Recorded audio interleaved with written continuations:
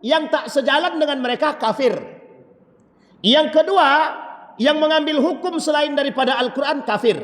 Oleh kelompok Murji'ah ketika itu, bagaimana caranya biar terjadi pertengahan antara kedua ini? Ada salah satu cara yang mereka lakukan. Apa itu? Bagi mereka dosa-dosa itu kalau diingkari oleh hati barulah masuk dosa. Kalau tidak dinyatakan oleh hati maka dia tak dosa. Tapi pembahasan kita di malam hari ini Bapak Ibu sekalian berbahagia, di dalam satu kitab judulnya An-Nifaq wal Munafiqun fi Dawi Surat Taubah. Di dalam surat Taubah itu ada persoalan orang-orang nifak, orang munafik.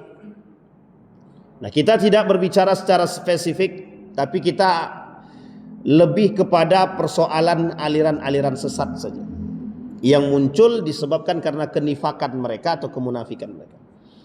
Malam hari ini kita berbicara dua hal. Satu, karakter orang-orang, ada kelompok namanya muncul pada masa Utsman ibn Affan. Pasca wafatnya Utsman ibn Affan, nama kelompok tersebut Murji'ah. Apa namanya Bapak Ibu? Murji'ah. Kelompok Murji'ah yang lahir pasca wafatnya Utsman ibn Affan, khalifah yang ketiga. Yang kedua pembahasan kita, apakah ada kelompok Murji'ah modern? Nah, ini poin pentingnya di sini. Apakah ada kelompok Murji'ah modern atau aliran sesat yang sifatnya sama seperti kelompok Murji'ah? Dalam bahasa gaul, dalam bahasa modernnya, ilmiahnya, teologi permisif Murji'ah. Maksud daripada penyampaian poin kedua itu nanti kita sampaikan. Sekarang kita sampaikan sejarahnya dulu. Murji'ah ini ketika wafatnya Utsman ibn Affan, maka digantikan oleh Ali bin Abi Thalib. Ketika digantikan oleh Ali bin Abi Thalib, terjadi perperangan besar antar saudara, baik Ali dan Muawiyah. Dulu Ali dengan Aisyah, Ali dengan Muawiyah. Ali dengan Aisyah namanya perang Jamal. Ali dengan Muawiyah namanya perang Siffin. Terbunuhlah umat muslim ketika itu 75.000. Banyak apa sedikit? 75.000 itu muslim semua, muslim. Perang saudara namanya. Maka 75.000 ini 25.000 dari kabilah Ali bin Abi Thalib, 45.000 dari kabilah Muawiyah ibn Abi Sufyan. Maka terjadi perperangan besar, nama perangnya Siffin. Perang Siffin ini selesai sebenarnya dengan dimenangkan oleh Ali bin Abi Thalib. Sebenarnya, kenapa Ustaz bilang sebenarnya? Terjadi arbitrase, perdamaian antara Ali dengan Muawiyah menggunakan sumpah Al-Quran atau perdamaian menggunakan Al-Quran. Diikat Al-Quran itu ditombak, diangkat Al-Quran itu tinggi-tinggi. Artinya apa? Damai. Siapa pelaku idenya? Yang memberikan ide ini Abu Musa Al-As'ari, sahabat Nabi. Persoalan ini kita tak perpanjang karena waktu kita mepet. Singkat cerita, baliklah Ali bin Abi Thalib ke Kufah. Ketika itu tempatnya Khalifah Ali bukan lagi di Madinah. Setelah terjadi perang antara Ali dengan Aisyah, Ali pindah tempat. Ali pindahkan kekhalifahannya dari Madinah ke Kufah. Kufah itu mana? Irak sekarang. Nama pertamanya Babilonia. Nama keduanya Kufah. Nama ketiganya Irak. Nah, itu yang sekarang ini Irak namanya. Setelah Ali balik, di tengah perjalanan keluarlah dari barisan Ali sekitar 200 lebih dari barisan Ali yang tadi menyepakati perdamaian dengan Muawiyah, dan mereka juga yang mengingkari perdamaian tersebut. Maka keluarlah mereka dari barisan Ali bin Abi Thalib. Kelompok yang keluar dari barisan Ali ini disebut dengan Khawarij namanya. Apa namanya? Khawarij. Ini tak panjang nih, singkat aja. Yang kedua, muncullah dari barisan Ali yang cinta terhadap Ali bin Abi Thalib. Maka mereka menyebut diri mereka pencinta Ali. Apa namanya? Pencinta Ali. Orang-orang yang mencintai Ali bin Abi Thalib ini membuat satu kelompok. Nah, kelompok pencinta Ahlul Bait namanya. Kelompok pencinta Ali bin Abi Thalib. Kelak mereka disebut sebagai Syiah namanya. Apa namanya? Syiah. Kapan deklarasi Syiah ini? Pada masa dinasti Abbasiyah, setelah dinasti Umayyah. Nah, pada masa kepemimpinan, pada masa dinasti Abbasiyah, mereka secara terang-terangan mengatakan kami adalah Syiah. Di tengah terjadinya gejolak antara keluarnya barisan dari Ali yang disebut dengan Khawarij dengan kelompok yang mengaku menjadi pencinta Ali, muncullah satu kelompok yang lain yang ingin mendamaikan kedua tersebut. Nama kelompok tersebut adalah Murji'ah namanya. Apa namanya?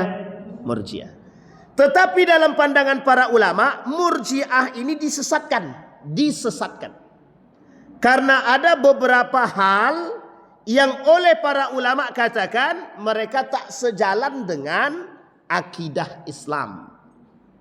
Muslim mereka, Muslim.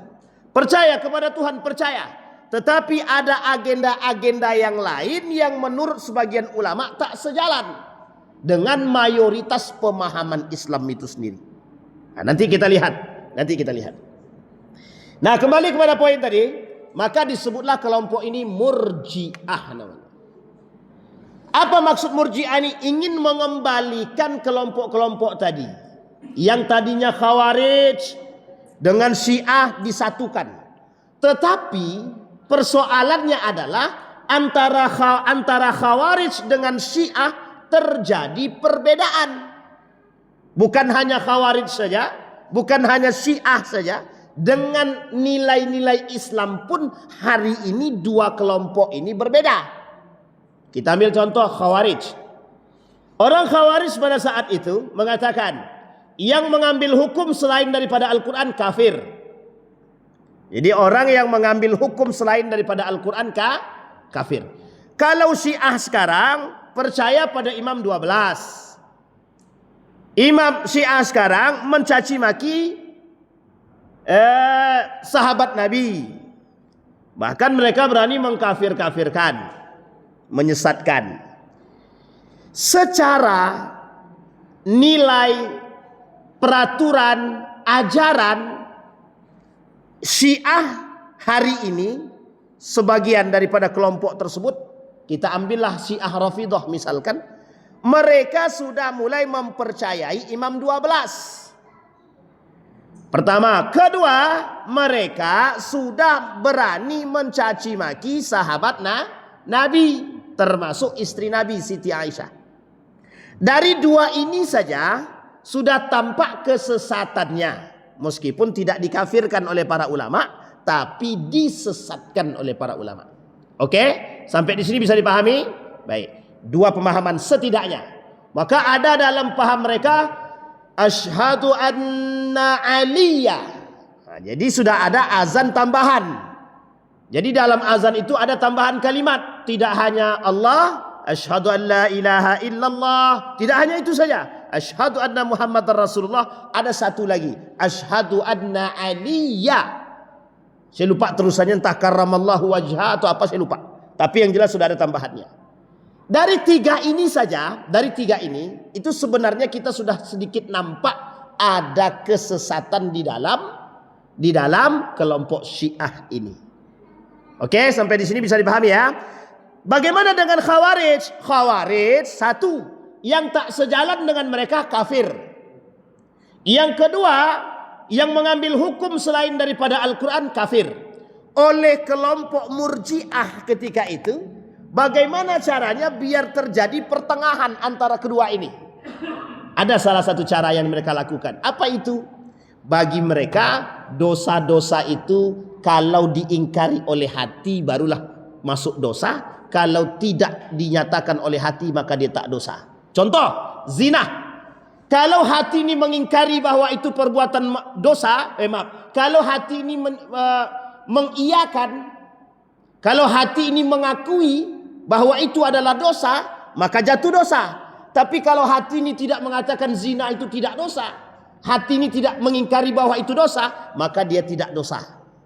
Bisa dipahami? Lahir kelompok seperti ini. Tunggu, jangan protes dulu. Ini nanti kaitannya dengan modern. Ini kaitannya dengan masa kini yang paling berbahaya. Maka kelompok Murji'ah ini hadir untuk memberikan jangan ekstrim banget dan jangan lugu banget gitu. Jadi jangan lugu banget, jangan ekstrim banget. Bagi Murji'ah dosa besar itu tak ada. Semua dosa tergantung pada hati. Sekarang kita lihat, apakah Murji'ah tersebut sesat? Oleh para ulama dikatakan sesat. Kita lihat pokok-pokok kesesatannya. Yang pertama, memisahkan amal soleh daripada iman. Contoh. Ini yang dilakukan oleh kelompok sebagian daripada kelompok liberalisme hari ini. Contoh. Bapak ibu semua orangnya beragama Islam. Kalau bapak ibu beragama Islam, tapi bapak ibu tidak punya simpati dan empati kepada orang, maka bisa saja bapak ibu masuk neraka sekalipun Islam. Atau sebaliknya, bapak ibu baiknya bukan main, sampai bisa membuat lampu cantik banget, bagus lampunya, dimenerangi, tapi bapak ibu tidak Islam, maka tidak boleh dikatakan bapak ibu masuk neraka karena kebaikan. Artinya mereka pisahkan amal soleh dengan iman. Bisa dipahami sampai di sini. Jadi contoh bapak ibu ya, ada orang Cina baiknya bukan main, pasti masuk surga meskipun dia bukan kata mereka. Tapi orang Muslim jahatnya bukan main, baiknya bukan main orang Muslim. Terbalik. Agak tunggu. Agak sedikit terputar. Jadi orang Muslim sekalipun bapak ibu beragama Islam sekali, tapi bapak ibu jahat, buruk perangainya, tidak bisa juga masuk surga itu. Bisa dipahami ya? Nanti kita luruskan pemahaman ini. Tapi ini adalah maksud mereka pemisahan antara amal soleh, amal dengan iman. Amal harus diukur dengan amal, iman diukur dengan iman. Mereka pisahin itu. Jadi tidak ada kaitannya. Jadi orang-orang yang soleh, orang-orang yang baik itu, misal contoh Thomas Alva Edison bisa menemukan lampu yang canggih dan cantik begini, maka tak boleh kita katakan Thomas itu masuk neraka sekalipun dia tidak beragama Islam misalkan. Itu contoh. Atau ada orang baik sama bapak ibu, dibuatkannya jalannya bagus, cantik. Ini orang ini baik betul nih. Orang Cina bangun masjid yang sholat umat Muslim, tapi Cina itu mati dalam keadaan kafir. Dia tak boleh masuk neraka. Dia tetap akan masuk surga dalam pemahamannya Murji'ah tadi. Kenapa? Karena hitungannya amal solehnya dipisahkan dengan iman. Itu yang pertama. Masalah keyakinan kata mereka itu dalam hati, ucapan dengan lisan, amal dengan anggota badan. Itu tidak bisa sama, berbeda semua. Yang kedua, mengatakan iman tidak bertambah dan tidak berkurang. Dalam pemahaman Ahlus Sunnah wal Jamaah, atau iman yazid wa yanqus, yazidu bit ta'ah wa yanqusu bil maksiyah. Kata orang Murji'ah, iman ini tak bertambah-tambah. Iman itu stabil aja. Kalau dia melakukan dosa, yaitu tergantung pada amal-amal dia tadi. Tapi kalau dia melakukan ibadah, yaitu tergantung pada iman dia tadi. Jadi tak bisa disatukan. Jadi kalau bahasa Ahlus Sunnah wal Jamaah, para ulama mengatakan iman itu bertambah dengan ta'ah, ketaatan kepada Allah, tapi iman itu turun ketika melakukan maksiat. Jadi orang yang melakukan maksiat sekalipun dalam pandangan Murji'ah nih, mau zinah dia, mau mencuri dia, mau membunuh dia, mau ngapain narkoba sekalipun, tetap dia beriman. Imannya tetap ada. Hanya saja ketika dia melakukan maksiat tadi, jadi tidak bisa diukur dengan imannya. Paham maksudnya Bapak Ibu? Jadi tidak ada kaitannya. Mau dia buat dosa, mau dia maksiat atau apapun, tidak ada kaitannya dengan imannya. Kalau kita tidak. Kalau ada orang bezina, bejudi, berarti dia sedang tidak punya iman. Dari mana dalil mereka mengatakan ada orang yang judi jalan, sholat jalan? Ada orang, contoh ya sekarang nih, contoh sekarang koruptor misalkan. Para koruptor itu kan koruptor jalan juga, sholatnya jalan juga. Kita tahu Pak dia pelaku koruptor, tapi dia sholat Pak, Allahu Akbar kata dia. Padahal dia kasus koruptornya dia terjerat juga. Ada anak yang begitu. Uniknya lagi ada maling sholat juga dia. Jadi sebelum maling dia sholat dulu. Allahu Akbar. Pas orang sedang lengah baru dibatalkannya sholatnya, dibalingnya balik. Ada yang begitu? Ada. Jadi kota infak itu bisa hilang gara-gara begitu. Kalau lagi rame orang lagi tidak sholat, tak mungkin dibalingnya Pak. Bisa dipahami sampai di sini Bapak Ibu ya. Ini poin penting yang harus dipahami. Jadi itu yang kedua dalam pemahaman orang-orang Murji'ah. Tapi Allah mengatakan agar mereka bertambah imannya bersama iman mereka yang telah ada. Surat Al-Fath ayat 4. Yang ketiga, meremehkan pengaruh dosa terhadap iman. Nah, karena pemahaman mereka yang kedua tadi, bagi mereka tidak ada pengaruh kalau mereka bermaksiat tidak akan mengurangi iman mereka. Jadi mau bermaksiat atau tidak ada pengaruhnya dengan Makanya mereka katakan, kalaupun dia bermaksiat, bezinah dia ini misalkan, kalau kata hatinya tidak mengingkari imannya, maka tidak berdosa dia. Tapi kalau hatinya mengatakan mengamini, mengakui imannya, mengakui dosa perbuatan tersebut, maka berdosalah dia.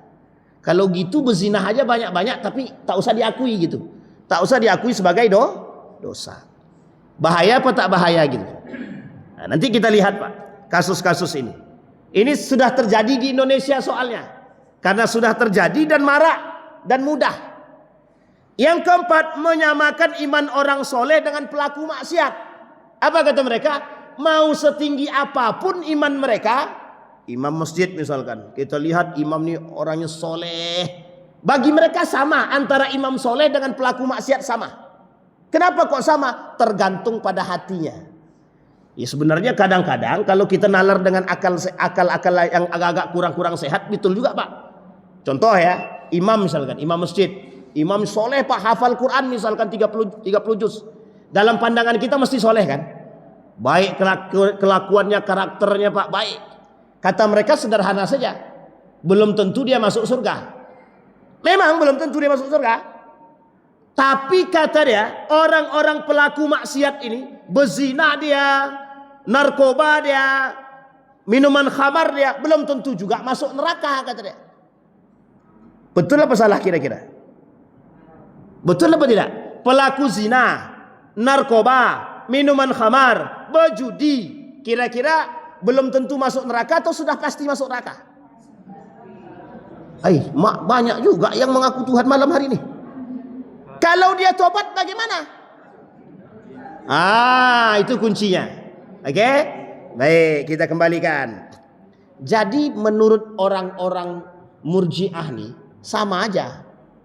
Antara orang yang jadi imam, jadi ustadz, jadi ulama dengan pelaku maksiat sama. Tergantung pada hatinya. Kalau bahasan ini yang diangkat, ada orang jadi ustadz, tapi mohon maaf, hatinya niatnya pamer jadi ustadz. Kira-kira masuk surga apa neraka? Masuk surga apa neraka? Ada orang jadi ustadz tapi niatnya pamer. Neraka. Sama dengan bahasan dia, kata dia. Kalau ada orang maksiat tapi niatnya untuk baik, bagaimana? Kita kembalikan pada niatnya tadi. Ada orang maling tapi niatnya baik untuk membantu orang. Masuk surga apa neraka? Masuk surga pula ya tipu. Jadi memang kacau juga si Murji'ah ya. Kacau memang Murji'ah nih. Nanti kita luruskan. Ini yang bengkok-bengkok aja dulu. Nanti baru kita luruskan. Nah, disinilah Bapak Ibu, oleh kelompok Murji'ah, dosa besar itu biasa. Dosa besar itu tergantung kepada hati. Kalau hatinya mengatakan itu tidak ada masalah, maka tak ada masalah. Sehingga terjadilah hal-hal tersebut. Nah, saya ambil satu pernyataan dari seorang ulama. Ulama tersebut mengatakan begini. Baik, sebentar Bapak Ibu. Nih. Teologi permisif Murji'ah tampak mendominasi nalar intelektual, keberagaman, keberagamaan di ruang publik kita. Khasyah, rasa takut di dalam hati sebagai refleksi mendalam akan keagungan Allah tak berjejak nyata. Kemudian kata beliau, innama yakhshallahu min ibadihi al ulama. Ini tamparan sebenarnya. Beliau menuliskan begini. Ketika ada kasus, contoh. Ketika ada seorang tokoh BPIP ketika itu, dia bilang tidak perlu pakai jilbab untuk jadi. Setiap yang mau jadi anggota BPIP tidak boleh pakai jilbab. Paskibra waktu itu. Nah, ini kasusnya waktu itu. Sehingga Bapak Ibu mendapatlah apa? Mendapatkan protes dari sekian banyak. Itu yang pertama. Yang kedua, ada pula pada masa, kalau saya tak silap saya, itu menterinya yang masuk penjara sekarang, siapa namanya? Itu Menteri Pendidikan itu. Yang Nadiem Makarim. Sempat terjadi persoalan yang mau diundang-undangkan. Kalau dia pemerkosaan baru zina, tapi kalau hubungan badan suka sama suka tidak zina. Wah, ini yang disebut dengan persoalan hari ini. Nah, sekarang kita masuk, itu contoh baru. Nanti kita jabarkan contoh-contoh tadi. Nah, sekarang kita masuk Bapak Ibu. Ada namanya Murji'ah modern. Apa namanya? Murji'ah modern. Apa yang disebut dengan Murji'ah modern itu? Murji'ah modern itu adalah model-model gaya Murji'ah yang hari ini tampak. Yang paling jelas adalah peremehan terhadap Sekarang kita lihat. Ada orang yang mengatakan begini, bro, kalaupun aku maksiat sekarang, kan tinggal taubat selesai. Bisa dipahami kalimat ini? Kira-kira betul atau salah? Yang betul? Yang betul? Dia bilang begini, kalaupun aku zina sekarang, kan kalau aku taubat selesai. Salah enggak kalau kita lihat kepada hadis Nabi tadi? Kullu bani Adam khata. Setiap anak bani Adam pasti berbuat salah. Wa khairu khata'ina tawwabun. Dan sebaik-baiknya salah itu kalau dia bertobat. Sekarang pernyataannya kita balik, kita lengketkan. Kata mereka, kalaupun aku berzina sekarang, kan tinggal tobat selesai. Itulah yang hari ini dipakai oleh para koruptor itu. Itulah yang dipakai oleh pelaku zina sekarang. Itu juga lah yang dipakai oleh para, mohon maaf, pelaku kriminal sekarang. Pelaku narkoba, pelaku zina, pelaku minuman khamar, pencuri, sama. Itulah yang mereka lakukan sekarang. Apa maksudnya? Peremehan terhadap dosa. Itulah kesesatan yang nyata. Kalau ada ustadz yang mengatakan, dosamu tak seberapa, biasa aja, enggak apa-apa, nanti tinggal tobat aja, berarti ustadznya sesat. Kok ustadz berani kali katakan? Itulah yang menjadi masalah. Sekarang saya tanya, ada ustadz di depan matanya ada pelaku maksiat, terus ustadznya bilang begini, udah nanti tinggal tobat selesai. Itu ustadz sesat. Kalau dia cepat tobat, alhamdulillah. Tapi kalau tak tobat, selesailah urusan. Apa bu? Kalau dia tak sempat tobat, pelaku dosa tadi, terjebaklah dia dalam dosa. Masalah neraka tergantung amal ibadah dia. seberapa banyak amal ibadahnya? Lebih banyak mana? Amal solehnya atau amal buruknya? Kalau lebih banyak amal solehnya daripada amal buruknya, langsung masuk surga. Saya berpahamkan pada poin yang ini. Dengan guru saya, Profesor Dr. Haji Yunhar Ilyas mengatakan, kalau banyak amal solehnya ketimbang amal buruknya, tak perlu dicuci, langsung masuk surga. Tapi kalau imbang amal soleh amal buruknya, cuci dulu, masuk neraka, baru dia kemudian masuk. Tapi kalau amal buruk dia lebih banyak daripada amal solehnya, otomatis cuci. Tapi kan amal solehnya masih ada. Artinya masih ada potensi masuk. Pertanyaannya, apakah ada orang muslim yang tidak masuk surga? Ada. Orang muslim mati dalam keadaan musyrik, orang muslim mati dalam keadaan kafir, orang muslim mati dalam keadaan munafik. Ini tiga-tiga kekal di dalam neraka. Berarti muslim ini punya potensi masuk surga? Sangat. Man qala la ilaha illallah dakhalal jannah. Yang mengatakan la ilaha illallah pasti masuk. Sekarang pertanyaannya, itulah yang dipahami oleh Murji'ah. Jadi gara-gara kalimat itulah man qala la ilaha illallah, setiap orang yang melakukan mengucapkan la ilaha illallah pasti masuk surga. Jadi kalaupun aku maling sekarang, kan aku sudah pernah mengucapkan la ilaha illallah. Pertanyaan muncul, apakah dia tahu dia mati dalam keadaan kafirkah? Dia mati dalam keadaan musyrikkah? Atau dia mati dalam keadaan nifak munafik? Itu yang pertama. Yang kedua, apa pernah dia merasakan panasnya neraka sehingga dia bersiap untuk masuk neraka dulu, baru kemudian penting tidak apa-apa masuk neraka sekarang, yang penting endingnya kan masuk surga juga? Pertanyaannya adalah, itu sama saja menentang Tuhan. Sampai di sini bisa dipahami ibu-ibu. Jadi ibu-ibu sekalian, bapak ibu sekalian yang berbahagia, begitulah hari ini mudahnya orang dengan orang tak nampak. Mereka mengatakan ala dosa, tinggal tobat aja selesai. Betul. Apa alasannya? Karena neraka tidak tampak.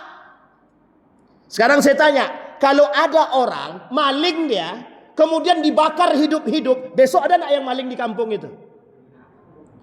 Koruptor tuh kalau potong tangan, jangankan potong tangan, dimiskinkan aja dia, kira-kira besok ada enggak yang mau jadi koruptor lagi? Pertanyaannya itu kalau nampak hukuman itu. Sehingga ketika ada maling di tempat kami, Pak, di daerah Sorek ke belakang sana.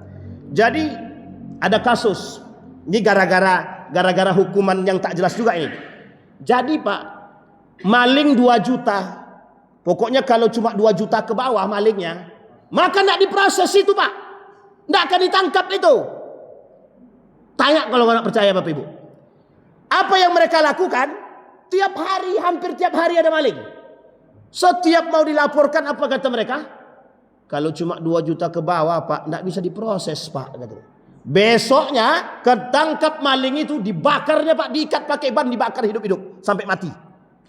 Barulah kalang kabut polisinya Pak. Gimana nih kata dia? Gimana lagi? Udah terlanjur mati, mau dipenjarakan satu kampung tak mungkin juga kan? Itu lebih penting, itu lebih baik. Tapi masalahnya bukan di situ. Masalahnya adalah ketika maling itu dibakar hidup-hidup, orang tak berani lagi mau maling Pak. Takut Pak, kalau udah ketangkap mati Pak taruhannya. Itu kalau yang nampak itu Pak, azab yang tampak, hukuman yang tampak buat orang takut. Tapi neraka ini tak nampak, cuma bisa dibayangkan dan dirasakan. Sehingga mohon maaf bagi orang-orang Murji'ah tadi, tak usah kau bayangkan sesuatu yang tak bisa kau bayangkan, kata dia. Makanya mohon maaf, lebih banyak orang cinta terhadap dunia hari ini ketimbang rasa takut dia kepada Tuhan.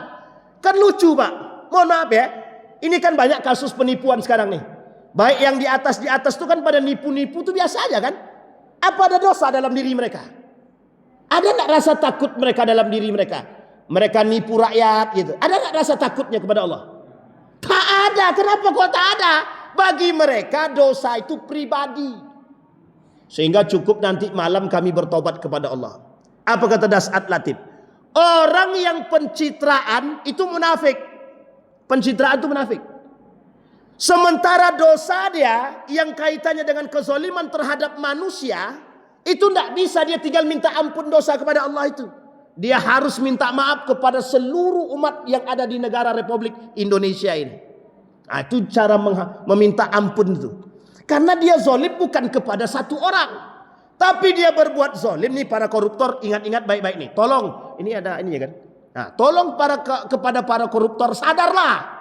Anda harus minta maaf kepada seluruh rakyat ini secara terbuka. Karena yang Anda maling, yang Anda korupsi itu bukan duit perorangan, tapi duitnya. Makanya Bapak Ibu, kenapa Nabi tak mau mensolatkan jenazah para koruptor itu? Nabi tak mau solatkan. Jadi suatu ketika ada seorang sahabat, karena hidup di masa Nabi dan beragama Islam dia, jadi harta rampasan ini diambilnya sendiri. Suatu ketika wafat dia, mati dia. Nabi tak mau solatkan. Kenapa tak solatkan? Ternyata korupsi dia. Dan ini ada dalam ayat Al-Quran. Di dalam Al-Quran disampaikan, Kiai Haji Said Agil Sirat menjelaskan ayat tersebut dan menjadi satu dasaran dalam Bahsul Masail Nahdlatul Ulama pada masanya. Ayat itu berbunyi apa? Ada orang pelaku zalim, maka bagaimana dengan mayatnya? Yunfau minal ardi, dibuang dari bumi. Coba bayangkan, sesadis itu. Itu yang melakukan kezaliman. Termasuklah salah satu pelaku kezaliman itu kalau dia korupsi. Zalim apa tidak korupsi itu? Contoh kasus MBG tadi. Tersebut pula namanya. Lantaklah. Udah tersebut terceplos bagaimana lagi? Ditahan pun susah juga. Itu kan betapa banyak rakyat yang sakit hatinya itu. Pertanyaannya itu gimana coba mempertanggungjawabkannya di akhirat itu? Ya Ustaz kok mikirnya ke sono? Iya itulah yang saya pikirkan Pak. Masih ingat kasus yang 298 triliun itu? Entah terbalik, entah 900 atau 200, tak tahulah saya. Itu gimana coba tuh triliunan Pak? Bagaimana cara minta ampun kepada rakyatnya itu? Yang dimaling duit rakyat. Mending kalau duit kita pribadi Pak, tinggal datang, Pak Imam mohon maaf ya Pak Imam. Kata Pak Imam halal kata dia, meskipun triliun tak apa-apa, selesai urusan. Allah ampuni, Allah ampuni. Tapi kalau sekian banyak, begitulah masalahnya. Oleh orang Murji'ah kata dia itu tak ada masalah. Cukup hati dia, dah selesai kata dia. Oh begitu Pak. Makanya orang hari ini disebutkan oleh ulama guru saya tadi, banyak orang hari ini menganut kelompok aliran-aliran Murji'ah ini. Kenapa? Mereka merasa dosa mereka tidak ada pengaruhnya terhadap iman. Dan iman tidak berpengaruh pada diri mereka apakah mereka berbuat dosa atau tidak. Kira-kira kalau aliran ini yang tersebar luas, parah apa tak parah kira-kira? Apa parahnya? Setiap orang akan meremehkan dosa. Itulah yang terjadi sekarang. Makanya dosa-dosa sekarang ini biasa saja ibu tengok. Kalau bapak ibu dulu jarang melihat orang itu kalau mau maling dia mesti takut Pak, malam hari sembunyi-sembunyi. Kalau sekarang maling itu sembunyi-sembunyi, terang-terangan, atau kelompok atau bagaimana? Berjamaah. Ibu tahu Bapak Ibu, ada satu desa di negara Republik Indonesia ini, satu desa maling semua, perampok semua. Ini sensitif kalau saya sebutkan nama daerahnya. Tapi Bapak Ibu cari saja. Cari aja di Google satu kampung maling di Indonesia. Cari nanti ketemu tuh. Itu kata kuncinya. Coba bayangkan. Nah, ada biasa aja sudah. Biasa aja. Kita ambil contoh lagi. Kenapa hari ini orang-orang yang berzinah bukan semakin berkurang, semakin bertambah. Prostitusi ditutup. Tapi mohon maaf, nanti zinahnya sudah mulai, prostitusinya sudah mulai online. Uniknya lagi, dulu Pak, boleh dikatakan sangat susah melihat, mohon maaf, wanita-wanita tidak terbuka itu di media sosial. Sekarang isinya jualan tubuh aja semua. Jualan tubuh semua. Itulah yang cara dapat duit yang paling mudah kan? Kata mereka kalau jual tubuh Pak, dapat duitnya mudah. Coba bayangkan. Sekarang di mana-mana biar mudah, biar laris jualan itu, coba suruh perempuan-perempuan seksi yang jualan. Laku. Kenapa kok bisa laku? Matanya tadi itu Pak. Yang beli bukan siapa-siapa. Yang beli siapa? Laki-laki. Mulai dari anak-anak sampai atuk-atuk. Yang tak sadarkan diri. Sudah mau mati pun masih juga merapat nih. Coba bayangkan. Pertanyaannya bukan di situ Pak. Pelaku yang tadi itu tahu dosa enggak dia? Tahu. Tapi mengapa dia lakukan? Karena mereka menganggap baik. Itu poin pertama baru yang kita luruskan. Jadi Bapak Ibu, aliran murjiah modern ini itu sudah sangat bias di dunia ini. Kita lihat hadisnya daripada baginda Nabi Muhammad SAW. Apa kata Nabi? Dari Abdullah bin Mas'ud. Sesungguhnya seorang mukmin melihat dosa-dosanya seperti seseorang yang duduk di bawah gunung, yang ia khawatir gunung itu akan menimpanya. Sedangkan orang fajir, pelaku maksiat, pelaku dosa, melihat dosa-dosanya seperti seekor lalat yang hinggap di hidungnya, lalu ia mengusirnya begini saja. Paham maksudnya Bapak Ibu? Jadi kalau orang mukmin nampak dosa, takut dia, cepat-cepat dia tobat Pak. Tapi kalau memang dia terbiasa menjadi pelaku maksiat ya, pezinah dia anggap dosa itu seperti lalat di hidung dia. Ketika lalat hinggap, tinggal begini kan aja hilang. Dia anggap dosa itu seperti itu. Jadi seolah-olah dia remehkan aja dosa itu. Tak ada pengaruhnya. Kalau kata Imam Al-Ghazali, orang yang bermaksiat itu sulit bagi hatinya untuk bersih.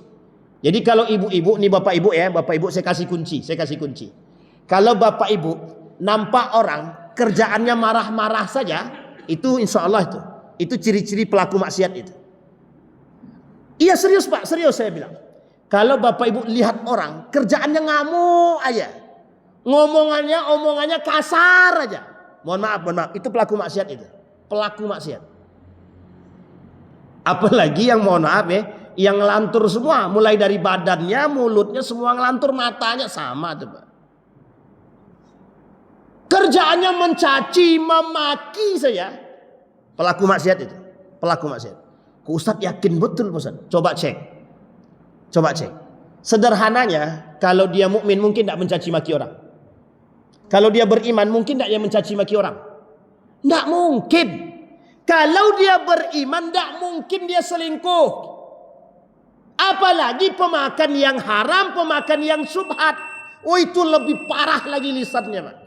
Karakternya parah, lisannya parah. Maka saya khawatir Pak, ini para koruptor ini kok mereka nggak sadar yang mereka makan tuh haram tuh kok nggak rasa gitu. Makanya mohon maaf ngelantur semua Pak. Ini ada kasus Pak ya, saya kasih kasus ya. Saya kasih satu contoh kasus. Yang Bapak Ibu coba nalar sendiri deh dengan akal, coba nalar sendiri.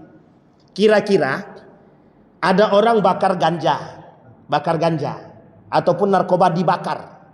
Kira-kira asapnya bisa nggak nempel di badan?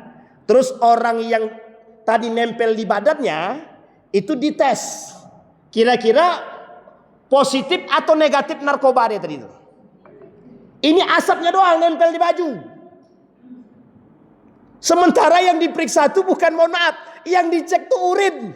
Nempel di baju langsung masuk jadi urin. Bisa dia terkena ganja, narkoba. Pakai ini kita berpikirnya. Itu kejadian itu. Hanya untuk menutupi kasus seseorang, dibuatlah sengelantur mungkin. Karena yang dimakan tuh haram. Akhirnya apa? Bisa lidah tuh ngelantur berbicara. Cuma untuk menutupi kasus seseorang yang dia makan hasil tersebut daripada suap dia sendiri. Bisa dipahami sampai di sini? Begitulah dampak. Itu suap. Suap itu halal atau haram? Kalau disuapkan istri halal. Tapi kalau disuapkan, paham maksud saya Bapak Ibu ya? Ya haram. Yang kita makan haram. Itu hadis yang pertama. Hadis yang kedua kata Nabi, di akhir zaman itu kata Nabi, semua orang itu mayoritas melakukan dosa itu terang-terangan. Nah sekarang buktinya. Nyata enggak kata Nabi itu? Makan korupsi itu satu kampung. Bukan satu kampung ya. Ada satu, ya ini saya tak sebut lah ya. Pokoknya sekarang ini korupsi itu sudah terbiasa, sudah biasalah, tradisi lah. Justru kalau ndak korupsi itu, bagus banget hidupmu, kau ndak korupsi. Begitulah bahasanya. Harusnya kalau kita temukan orang tidak korupsi kan biasa aja. Kenapa? Sudah biasa. Memang tidak ada pelaku korupsinya. Tapi karena semua pelaku korupsi, tiba-tiba ada orang satu yang tidak korupsi. Kira-kira orang ini bagus atau tak bagus? Dianggap bagus atau tak bagus? Misal.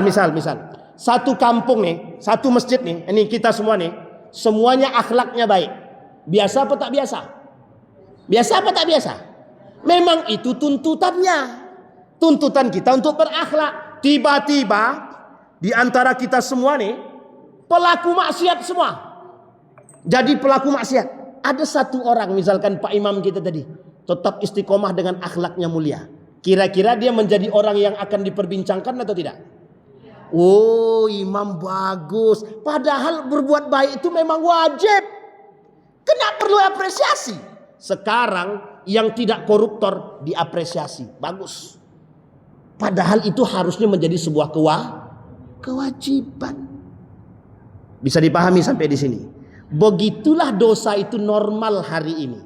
Begitulah maksiat itu normal. Maka disebutlah oleh beliau tadi permisif. Memudahkan, meremehkan. Apa yang diremehkan? Dosa. Bisa dipahami Bapak Ibu? Maka kata Nabi dalam hadis terakhir, kata Nabi, satakunu fi akhir zaman sanawatun khadda'at. Maka setelah terjadi kasus itu kata Nabi, maka disinilah tipu daya dunia, tipu daya masa. Orang baik itu menjadi satu hal yang sangat aneh. Orang jahat itu menjadi satu hal yang biasa. Maka zina biasa. Anak-anak pakai celana lepis tidak berkerudung biasa. Anak-anak pegangan tangan boncengan dengan laki-laki biasa. Kenapa? Karena kita membiasakannya. Bisa dipahami sampai di sini? Sehingga zina itu berpeluang besar terjadi. Nah, perlu Bapak Ibu pahami, aliran murji'ah modern ini sudah masuk dalam tubuh umat muslim hari ini.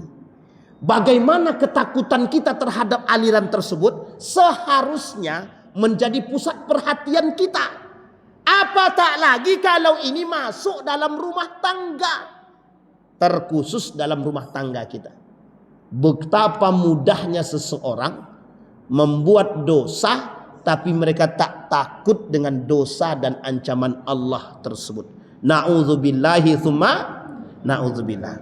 Bapak Ibu sekalian yang berbahagia, masuk kita pada poin tersebut. Mudah-mudahan apa yang kita sampaikan ini bisa Bapak Ibu bawa pulang ke rumah. Ingatkan suami, ingatkan anak-anak, ingatkan keluarga.